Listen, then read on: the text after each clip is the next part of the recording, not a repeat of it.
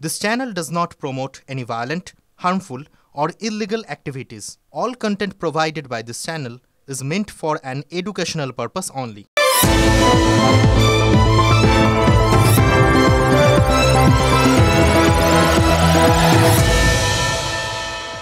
দুটো দৃশ্যকল্পও বলতে পারেন। প্রথম যে ছবিটা দেখলেন সেটা 1972-এর জানুয়ারি মাসের ছবি, আর দ্বিতীয়টা আপনারা জানেন আজকের ছবি। ইনফ্যাক্ট এই দুটো ছবি দেখানোর পর না আলাদা করে আর কিছু বলার খুব একটা দরকার পড়ে না, জানেন তো। কারণ মাঝে মাঝে এক একটা দৃশ্য, একটা ছবি হাজার হাজার শব্দ বলে দেয়। এই একটা ছবি যথেষ্ট এই পুরো জিনিসটা বলে দেওয়ার জন্য। একটা গল্প, একটা বৃত্ত সম্পূর্ণ হলো কি। বঙ্গবন্ধুর মূর্তি ভাঙার এই একটা ছবি কিন্তু বুঝিয়ে দিল, জানেন তো, বাংলাদেশ তার মুক্তিযুদ্ধের ইতিহাস বিস্তৃত হয়েছে।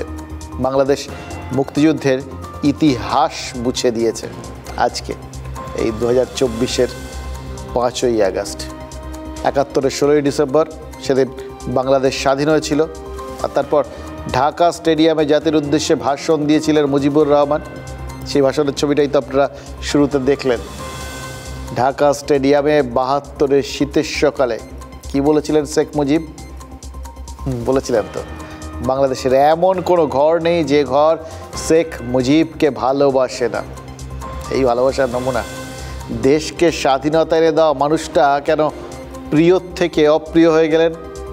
কেন বঙ্গবন্ধুকে কেউ কেউ হঠাৎ বঙ্গ শত্রু বলে ভাবতে শুরু করলেন বাংলাদেশে? আচ্ছা, এভাবেও ভুলে যাওয়া যায়? দেখুন, 1971-এ স্বাধীন হওয়ার পর প্রথম 3.5 বছর বাংলাদেশের ক্ষমতায় ছিল মুজিবের আওয়ামী লীগ।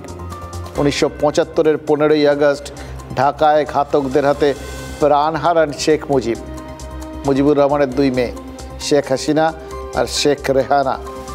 এই দুজন শুধু বেঁচে ছিলেন, বাকি সবাই, গোটা পরিবারটাকে খুন করে ফেলা হয়েছিল। আর তারপর টানা 21 বছর বাংলাদেশের বিরোধী দল ছিল আওয়ামী লীগ, ক্ষমতা ছিল না।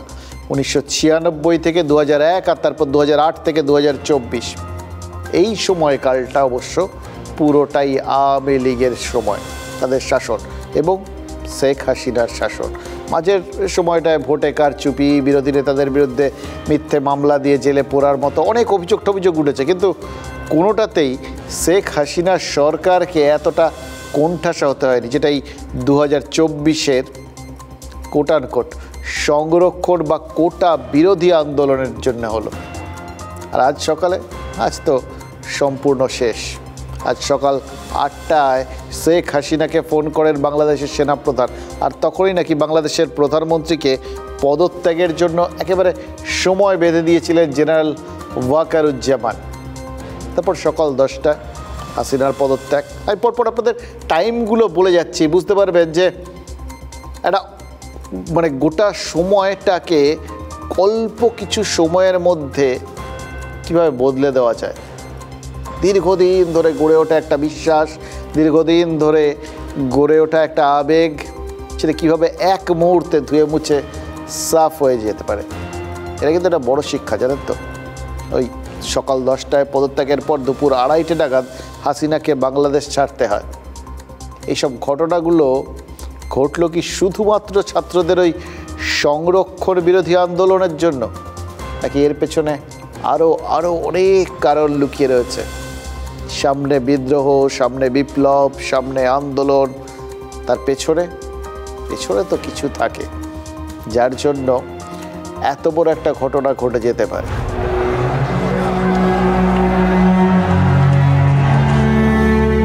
পঁচাত্তরের 15ই আগস্ট নিজের বাসভবনে খুন হয়েছিলেন শেখ মুজিবুর রহমান।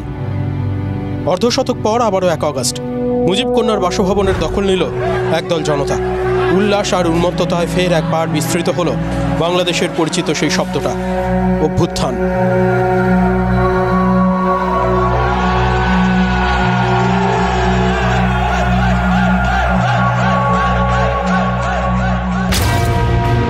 শুরুটা হয়েছিল কোটা সংস্কার আন্দোলন দিয়ে। পথে নেমেছিল ছাত্ররা। আন্দোলন থামাতে যা যা করার করেছিল বাংলাদেশের সরকার। কিন্তু তারপরেও পরিস্থিতি আয়ত্তের বাইরেই চলে গেল। ছাত্র আন্দোলনের চাপেই কোটা সংস্কারের পথে হাঁটে সে দেশের শীর্ষ আদালত, কিন্তু তারপরেও কেন আন্দোলন থামল না? এখানেই বড় চক্রান্তের অভিযোগ তুলেছিল আওয়ামী লীগ। আন্দোলনের জোরে কোটা সংস্কারের পক্ষেই রায় দেয় সুপ্রিম কোর্ট।